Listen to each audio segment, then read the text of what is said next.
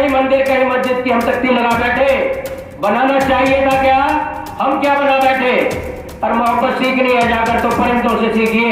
कभी मंदिर पे जा बैठे, कभी मस्जिद पे जा बैठे। आप क्या कह गए? सारी दुनिया के लिए वो व्यक्ति क्या कह गया जिसने अपने सब कुछ न्यौछावर कर दिया, सर्वोच्च बलिदान कर दिया अपने परिवार का।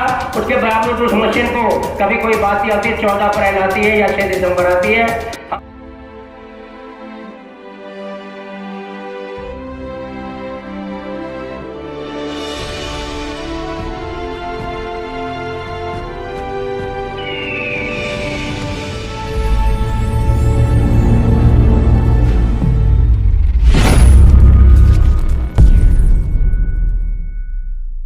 हमें राह दिखाने वाले, नाम लूंगा तो बहुत लंबी सीरीज है, हमें दलित से उभारने वाले हमारे जितने भी ये श्रृंखला भी बहन मंजू ने बोली थी, उन सभी को नमन करते हुए वर्तमान में माननीय और काशीराम जी जो इस समय नहीं है लेकिन उनके रूप में बहन मायावती जी, उनको नमन करते हैं। और मंच पर विराजमान हमारे अतिथिगण समाज के बहुत ही जागरूक सीनियर वरिष्ठ तजुर्बेकार साथीगण, और आज इस दूर अशोक नगर में ढूंढते ढूंढते मुझे भी आधा घंटा लग गया, इंदरपुरी से आया हूँ मैं बाइक पे, लेकिन काफ़ी पता है बाबा साहब का कार्यक्रम है तो जाना जरूर है। भाई साहब मिले थे 30 हजारी में जब उन्होंने निमंत्रण दिया था। मैं धन्यवाद करता हूँ महेंद्र राज जी का, और आज इस अवसर पर बोलने का मौका मिल रहा है। मीडिया भाइयों का, बहनों का भी बहुत बहुत धन्यवाद जो हमारे मिशन को बहुत दूर तक पहुंचाते हैं।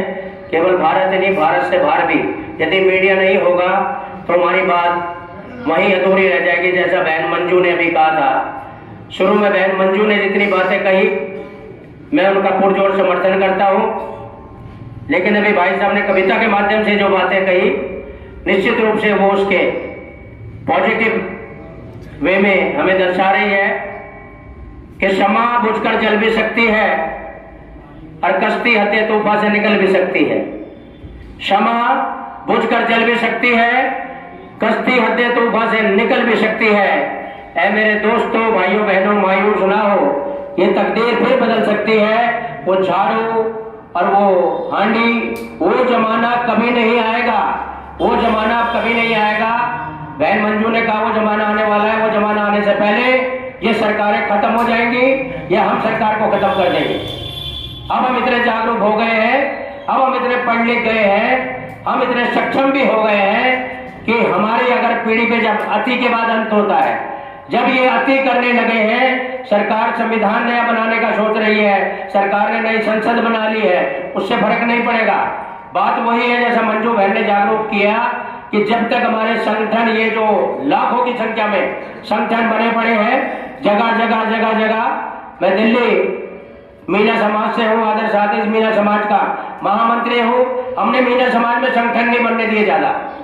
आज ऑल इंडिया लेवल पर केवल 10 और 15 संगठन होंगे, इससे ज्यादा कहीं नहीं होंगे, लेकिन यह लाखों की संख्या में जो संगठन बने हैं वही हमारे विघटन का कारण है। क्योंकि हर आदमी, हर संगठन का चौधरी अपनी चौधराहट झाड़ने लगता है। मेरे संगठन के नीचे सब आओ, मेरे झंडे के नीचे झंडा एक ही है बाबा साहब का, मिशन एक ही है बाबा साहब का। हमें उस मिशन को आगे बढ़ाना है। सवाल ये नहीं है आप संस्था बनाइए, जाटव जी हमेशा कहते हैं संस्था बनाइए, कुछ भी करिए, लेकिन सवाल है उस मिशन को मत छोड़िए। आप अपना जब मिशन चलाने लगते हैं बीच में कि मेरा मंदिर, मेरा बौद्ध मंदिर, ये मेरी संस्था, मेरी प्रॉपर्टी, ये जब ये भावना जब मेरी मेरी की आ जाएंगी तो समाज को देने की भावना समाप्त हो जाती है।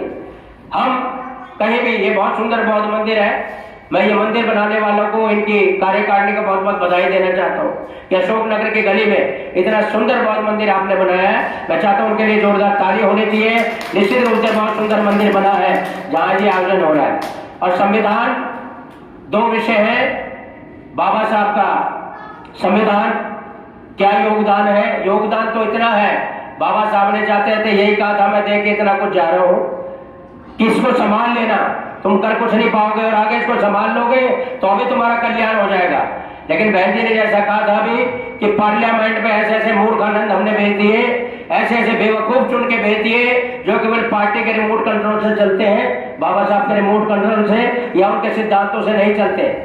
नाम दलितों के नाम से वोट मांगी, दलितों के नाम से जीते, सब कुछ हुआ, लेकिन अंदर जाके क्या उनका कर्तव्य था कि कहीं मंदिर कहीं मस्जिद की हम तख्ती लगा बैठे। अंदर जाके क्या करा हमने कि कहीं मंदिर कहीं मस्जिद की हम तख्ती लगा बैठे। बनाना चाहिए था क्या, हम क्या बना बैठे। और मोहब्बत सीखनी है जाकर तो परिंदों से सीखिए, कभी मंदिर पे जा बैठे कभी मस्जिद पे जा बैठे। हमारा मन मंदिर, हमारा भगवान केवल बाबा है, बाबा के अलावा हम किसी को पूछते नहीं, बाबा के अलावा किसी को मानते नहीं। ये देवी देवताओं के चक्कर में पहले हम खुद ही बटे हुए थे, ये देवी देवताओं के चक्कर में आजकल टीवी पे देख रहे हैं 3 दिन से एक शो कंटिन्यू चल रहा है, बाबा बागेश्वर धाम बाबा। ये सरकार, ये मिशन, ये मीडिया उसको एडवर्टाइज करने में लगा, सनातन धर्म को। ये एडवर्टाइज है, ये केवल ड्रामेबाजी टीवी पे बैठ के होते हैं। जहां बाबा साहब के मिशन की बात होती है, जहां हमारे कांड जगह जगह होते हैं, उस कांड को थोड़े दिन चलाकर ये बंद कर देते टीवी पे। उन्हें पता है इससे रॉयल्टी या पब्लिसिटी इनको मिलनी नहीं है, ना सनातन धर्म का उद्धार होना है। हमें एक चीज का विरोध करना चाहिए। क्या मीडिया के पास और कोई मुद्दे नहीं है जो सारा दिन टीवी पे एक ही चीज चला रखी है? जब चैनल खोलो बाबा बागेश्वर धाम आ रहा है और उस पर डिबेट हो रही है, बैठा कुछ मुल्लाओं को बैठा लिया, कुछ हिंदू को बुला लिया, कुछ मंदिर के मठाधीशों को बुला लिया और बहस हो रही है बेमतलब की। अरे एक आदमी ने कुछ कह दिया, क्यों उसके पीछे लगे हो?